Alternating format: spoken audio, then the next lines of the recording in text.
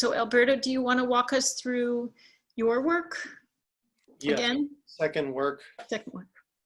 The first work at the entrance.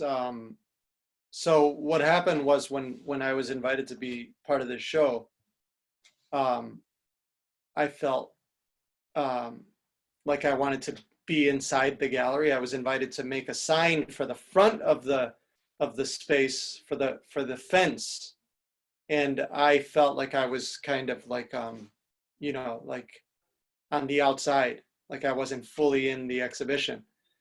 So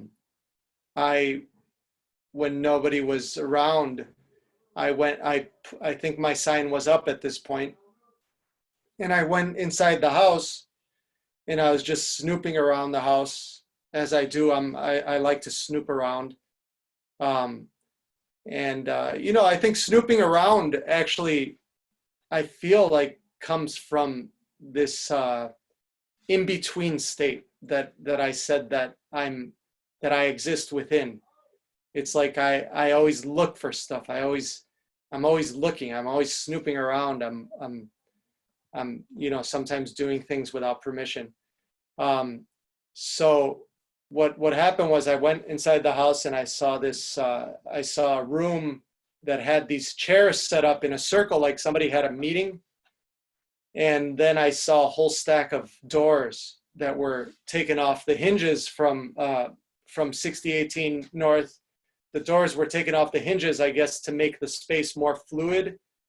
So I saw the stack of doors, I saw the chairs, and in my head, I made this combination of the doors stacked up on the chairs in an alternating fashion. And so you guys don't happen to have the original image of the original space that it was in, right? I don't think you do. But so it was originally in a room upstairs on the third floor, second floor. I don't know. I think it was the third floor. And it ended up working out like what I imagined in my head actually worked out, that the chairs supported each of the doors, and it kind of created this feeling of a object in motion, both the chair and the door, sort of like they're in flux, in motion. And you know, like I don't think that I made the connection between this work and the work outside. Then I don't think I fully made the connection. But again, like I think through my snooping around, through my I always discover things, and I make connections. I try to make connections. Or connections are made, and I recognize those connections. So I ended up setting up this piece without, you know, like without permission, and I think eventually Trisha saw it, and I think she liked it, and she invited it to be in the show as well. So I was excited that I made my way into the space, but the space where I made it was already designated for somebody. So she had the idea to move it into the basement. So I had to move this entire piece into the basement by myself, and the doors, some of the doors were super heavy. But I guess that was the trade-off for like getting another piece in the show. I had to do all this labor of taking these doors 3 stories down.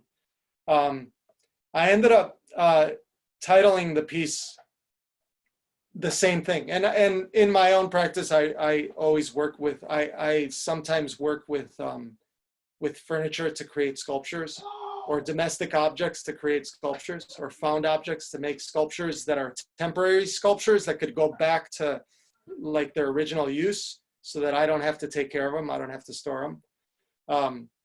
So this is kind of familiar material for me, but I was going to say that I ended up titling this piece the same as the piece outside to kind of create further confusion on the catalog. Like I thought it would be funny to give them the same title, which is Entre, again, which translates to, it sounds like enter.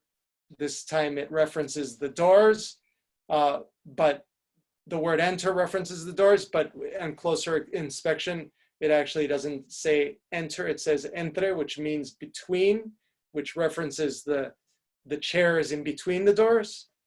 But more importantly, I think references my state of being in between perpetually. Anyway, so this work traveled to the Lubeznik Center, and Trisha from my observation, she likes to sort of multiply things. At the Lubeznik Center, she said, I have extra doors, I have extra chairs. Would you mind making 2 of these sculptures? And I said yes, because I like also taking people's challenges. So I made 2 of the sculptures, and then when it was going to travel to the cultural center, in my head, I had this idea that I would create this, like I'd combine both of these to create sort of a rainbow form. I wasn't sure if it would work, but I think it worked very, very well. It worked well in the sense that it really held itself up, and it really completed this feeling of something being in perpetual motion from one side of the space to the other side of the space. And, you know, like one of them is like seated, like you can imagine a figure in it, but the other one that's on the other end sort of like is muted or is voided out like into the floor. But so yeah, I was really happy with, and we moved this piece three times in this space, and I think the place that Trisha suggested it should go was the perfect place for it, and I think that's pretty much. I like I said, for meaning to happen, to come through the act of making. So I was really excited that this piece could communicate these ideas of my sort of in-between state. But I also thought that this place that Trisha put the work in relationship to the other works around it, including Rodrigo's, really created another layer of meaning, not just for my piece, but I think that entire space. So I think that's all I have to say about it.